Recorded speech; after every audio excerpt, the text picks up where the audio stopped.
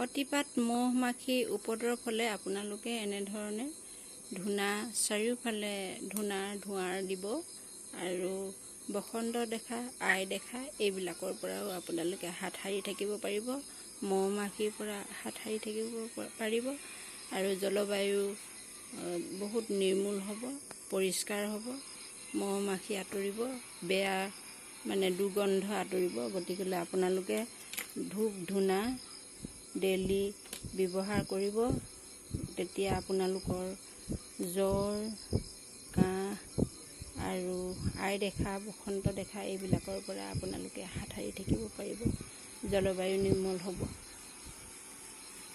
এনেধৰণে আপোনালোকে ধূনা বাতি জ্বলাব। এয়া হ'ল ধূনা।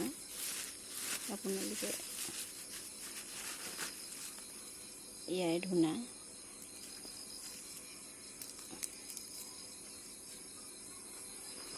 চাৰিওফালে যিবোৰত আপোনালোকৰ